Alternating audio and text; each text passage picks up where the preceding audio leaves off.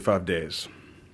Today, the Department of Justice is unsealing an indictment charging 7 Chinese executives and 4 of the largest shipping container manufacturers with conspiring to fix prices in violation of antitrust laws. Collectively, the Chinese conspirators manufacture about 95% of the world's standard dry shipping containers. These charges arise from a conspiracy to restrict the output and fix prices of shipping containers at the start of the COVID-19 pandemic. Shipping containers are key to transporting billions of dollars of goods to Americans every year. Around the start of the global pandemic, these manufacturers exploited the crisis and their market power to squeeze the supply chain for profit. Through coordinated agreements, including the use of video cameras to monitor production lines and prices, this Chinese cartel dramatically raised the prices of shipping containers between 2019 and 2021. These companies were rewarded handsomely. Their profits increased nearly 100-fold, receiving over 11 billion won at the expense of American businesses seeking to transport goods from China. The Justice Department is committed to prosecuting criminals who harm Americans domestically and abroad. We are holding these Chinese bad actors accountable for exploiting the pandemic to fill their own coffers, and this Justice Department will continue to vigorously enforce criminal antitrust violations. I will now turn the podium to Acting Assistant Attorney General of the Antitrust Division, Omid Assefi.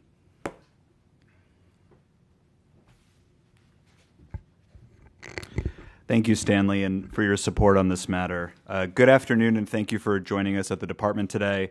I want to thank our law enforcement partners who are joining me on stage today, including the FBI's Joe Perez, GSA's Jason Suffredini, and USPS's Vanessa Medina. As Associate Attorney General Woodward just described, the department today unsealed an indictment charging 7 Chinese executives and 4 of the world's largest shipping container manufacturers in the world. As outlined in the indictment, all of the defendants have been charged with 1 count of violating Section 1 of the Sherman Antitrust Act. And 1 defendant, Executive Vic Ma, was arrested earlier this year in France, where he is currently pending extradition to the United States. This historic indictment makes clear the Justice Department's commitment to prosecuting antitrust crimes wherever they may occur. Simply put, if you fix prices, rig bids, or allocate markets, the Antitrust Division will track you down, will prosecute you, and put you behind bars. The charges we announced today underscore that basic truth. This case is about $35 billion of global commerce that affected everyday Americans on a human level. It is about the necessary goods and supplies we rely on every day to take care of ourselves and our loved ones. This case affected every American store shelf and every American home. It's about how, at the height of the COVID pandemic, the defendants lined their own pockets by choking the world's supply of shipping containers, all at the expense of the American people who suffered goods shortages and surging prices. As charged in the indictment, the conspirators are the largest manufacturers of the world's shipping containers. These containers are the steel, truck-sized boxes that carry most of the world's goods across the seas. If you've bought medical supplies, auto parts, or electronics in the past 60 years or so, a shipping container made it possible. Yet today, if you want a shipping container made, you must buy it from essentially one of 6 Chinese companies. Together, these companies comprise 95% of the most common and standard container, an unrefrigerated steel box with standard dimensions.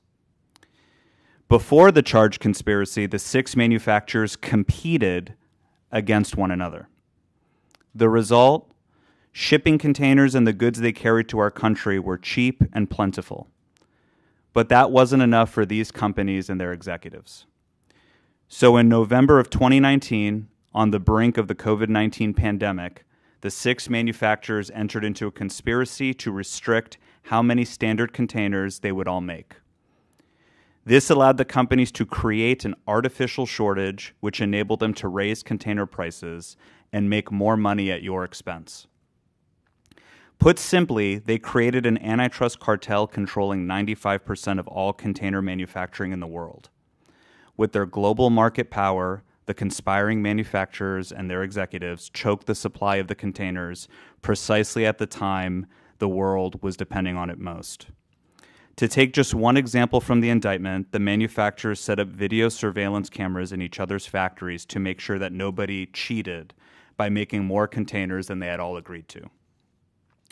And the manufacturers policed the agreement, making sure that if any of them made more containers than they had agreed upon, the manufacturer would agree to pay a penalty for violating the quota. To quote the manufacturers themselves, they would wage a war against small independent factories who dared to undercut the cartel's artificially high prices. And the executives knew what they were doing was wrong. They wrote each other emails like, quote, "I feel very uneasy reading your report. Maybe we should delete this string of emails after reading." They warned each other to be secretive because they risk, quote, "violating the monopoly law or being accused of price manipulation by our customers." Now remember, this was in 2019. When the COVID pandemic started in 2020, delays beset shipping worldwide. With many places in lockdown, Americans stopped spending on restaurants, gyms, and vacations and hunkered down to buy the essential items of pandemic living, like medical supplies, toiletries, home office supplies, and more. We endured shortages and experienced real pain. Many of us couldn't get the things we needed. It was not that long ago when our store shelves were empty, our back orders multiplied, and the price of our common goods surged. As a nation, we collectively endured through that difficult time together. Meanwhile, the defendants and their co-conspirators reaped the benefits of our misery. They made it harder and more expensive to get the goods that Americans relied on. Indeed, the defendants' conspiracy triggered a global shortage of shipping containers. And for example, from 2019 to 2021, the price of a standard container more than doubled. And while Americans suffered, the defendants profited. The profits of one publicly traded corporate defendant jumped from a loss of $110 million in 2019 to a gain of $180 million in 2021. The profits of another defendant jumped nearly 100-fold, from about $20 million in 2019 to about $1.75 billion in 2021. For this crime, the Justice Department has charged 7 container manufacturing executives and their company with felony violations of the Sherman Antitrust Act. This case is a milestone in international cartel enforcement with a value of commerce exceeding, by some early estimates, $35 billion. In October of 2025, the talented team behind me secured a grand jury indictment against all 7 defendants and 4 companies. The indictment sat under seal as we waited for justice, and sure enough, justice was secured on April 14, 2026. On that night, the defendant Vic Ma, a globe-trotting Chinese executive, attempted to fly from Charles de Gaulle Airport to Hong Kong, where he was intercepted by a group of law enforcement officials as part of Operation Midnight in Paris. Thanks to the exceptional skill and dedication of the French National Police and many other law enforcement partners, including the FBI, the Postal IG, GSA IG, and Homeland Security investigations, to name just a few, the defendant never boarded that flight. The long arm of American justice instead reached him. To our French partners overseas, merci infiniment. This arrest marks a breakthrough in our fight to hold accountable companies and executives who, as alleged in the indictment, secretly conspired to squeeze the global supply chain, hurting everyday Americans in the process. It also provides some level of accountability for a time that unnecessarily hurt the lives of everyday Americans. In sum, the United States will hold accountable anyone who exploits Americans to enrich themselves. We will find you no matter where you are in the world, even if you are boarding a flight at midnight in Paris. Our nation's economic security and our shared prosperity demand no less. Before I turn it over to FBI Operating Director Joe Perez, I want to thank my talented and dedicated staff and our law enforcement partners from the FBI, the GSA, Postal OIG, Homeland Security, and our colleagues in the Northern District California U.S. Attorney's Office, who dropped everything with the clock running to ensure the defendant was apprehended and justice was secured. Thank you, and God bless America. Thank you, everyone. Good afternoon. Thank you, Associate Attorney General Woodward and Acting Assistant Attorney General Seffi. Good afternoon, everybody. My name is Joe Perez. I'm the Operations Director for the FBI's Criminal and Cyber Branch. Appreciate the opportunity to speak to you today. Thank you as well to the tremendous case team out here, comprised of individuals from various agencies that we've talked about, including representation from the FBI's San Francisco office that helped charge this case through. So I want to reiterate what my colleagues and partners have highlighted here and emphasize the hard work our agencies conducted that led to this indictment. Ultimately, the alleged collusion, price fixing, and supply manipulation of these Chinese companies and some of their executives created artificially inflated prices that were passed down to American businesses and the American consumer. They suffered as a result of the scheme throughout the COVID pandemic and subsequent global supply chain crisis. The FBI strives to make meaningful impact in our communities, and we believe these enforcement operations drive the fight directly to those who target our well-being and the critical infrastructure of Americans that Americans rely on globally. The decision by the indicted companies to act upon their market share ripples out and affects not just large companies, but also negatively impacts small mom-and-pop businesses across the United States every day. The rule of law was upheld today. The hard work of the men and women of the FBI and the Department of Justice cannot be overstated in this case. Their efforts reinforce the importance of keeping a fair and level playing field in the business community. The FBI will aggressively pursue companies and governments that unfairly fix artificially high prices and choke supply that hurts Americans. This investigation highlights the reach of the FBI's mission and the depth of our capabilities, and the value of strong partnerships in advancing accountability and public trust. Of course, none of this work would be possible without the collaboration of our law enforcement counterparts as displayed here today and our counterparts across the globe. This was especially highlighted, as was mentioned in this case, through the arrest of one of the key players, Mr. Vic Ma. The FBI in this case leveraged our international partnerships through our global law enforcement attachés to pass timely and critical information to the French authorities to effect the arrest of Ma and hold him accountable. He is currently pending extradition to the United States. Collaboration is a critical component to our success, both domestically and internationally. These partnerships are also vital in allowing the FBI to deliver on its commitment to defend the homeland and, above all, keep our communities safe. Thank you again for your time, and I'll turn it back over to Associate Attorney General Woodward. Thank you, sir. We'll take a few questions. Alana. I know you said one defendant was arrested in France earlier this year. I just wanted to clarify the status of the other 6 defendants. They have not been arrested? Several are corporations. Yes, we were just announcing the arrest of one individual. Okay.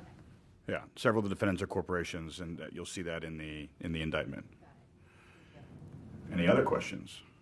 I understand that there's been a number of investigations that have been kind of focused on the origins of the COVID-19 pandemic. Is this part of that, or is this something that started before that? I know you said the indictment was obtained under seal last year, but do you see this as part of that, or is this something that's separate from those efforts, like what we saw in Maryland recently with an indictment involving a former HHS official? Sure. I mean, what you have here before you is the Antitrust team. So I would hazard to say that they don't have jurisdiction to investigate the origins of the COVID-19 pandemic. Instead, you have a team that is dedicated each and every day to investigate, among other things, fraud, which takes the form of collusion and price fixing. And so what you see in this Department of Justice is a effort across the board, whether it's antitrust, civil, criminal, or through AAG, McDonald's Group, to focus on fraud. This indictment is a reflection of our strong determination to fight back whenever Americans' pocketbooks are hurt. None of us can buy any goods without the use of shipping containers. I mean, that's just a reality. And so this indictment reflects the seriousness with which we take our obligation to protect Americans everywhere. Can I ask you also an off-topic question? With regard to the weaponization fund that's being created, Can you speak a little bit about the governance structure? I understand there's going to be commissioners appointed. I mean, are these people going to be people that are from inside the government? Do you want people from outside the government? And, in terms of selecting them, are people who had represented Mr. Trump in his personal capacity as lawyers, are they going to be recused from having any say over the selection process? I think that was technically 6-ish questions. Look, I'll answer one question about the anti-weaponization settlement fund because, not that it's not important and not that we're not happy to talk about it, but because these folks back here have worked tirelessly day and night to secure this indictment and have nothing to do with the anti-weaponization fund, and they deserve, they've been looking forward to this press conference. Look, the department doesn't exist without the men and women who are investigating crimes, investigating violations of the antitrust laws, who are working to make sure that we are protecting Americans in their pocketbooks, in their homes, in their communities. And we just don't have the opportunity enough to say thank you. And so to you all now today, I say thank you. None of this would have been possible without you. To answer your question, to not you, but to all the panicans out there, look, as the Associate Attorney General, I already have the authority to settle any claim that is brought against the United States of America, any claim. So what the Acting Attorney General has done with this anti-weaponization fund is he has added accountability, right? Instead of just one person, there are now going to be 5 who are going to review each and every one of these claims. I frankly think that we should be ecstatic about the idea that we're going to inject more accountability into the process as opposed to having just one person sign off on settlements. And the idea that the president can remove somebody from the committee, well, guess what? He can remove me too. And so I think that it's way, way, way too early for us to rush to judgment on whether this was a good or a bad idea, to describe it as a slush fund, or really even to criticize it. You know why? Because there's not been a single claim filed. There's not been a single payment made. So come see us after we've made one of these so-called corrupt payments. Come see us after this fund exists as a so-called slush fund. What we're trying to do is correct for the weaponization that was pervasive in the last administration. And I appreciate everyone's patience as we work through that. And, as I said at the top, we've got 2 years, 245 days, which is not nearly enough time. But we're working as quickly as we can, and I hope you'll agree that we're seeing swift results. You were the sole DOJ signature on this filing yesterday, Stan, and so I think that people are wondering, given your past representation of one of President Trump's co-defendants in the classified documents case, your past representation of January 6th defendants, some of whom included people charged with violent offenses, does that amount to a conflict of interest on your part, being the person that signed it? And also, should DOJ just rule out payments to people who are convicted of attacking police? I will go against my word. I will answer the second question, and then if we don't have questions about this indictment, then look, first of all, I would not be signing off on any settlements involving any former clients. Second of all, every Department of Justice official relies on the ethics advice of the chief ethics officer for the Department of Justice.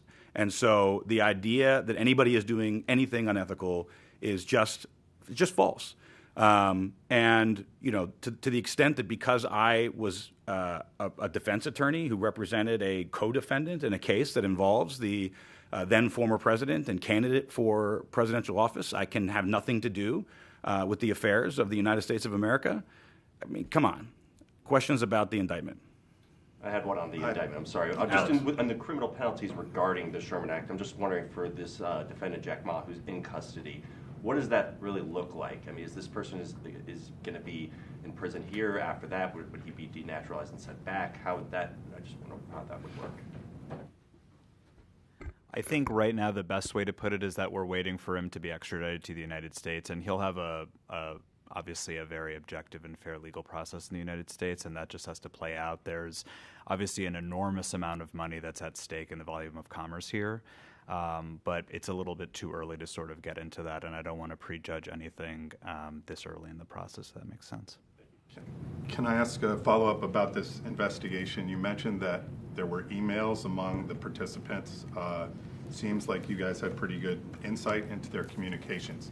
Did Section 702 play any role in this investigation in helping you advance the ball? I don't want to get into any specific investigative methods. I think the indictment speaks for itself and the quality of evidence that we secured in this case. Great. Thanks, everybody.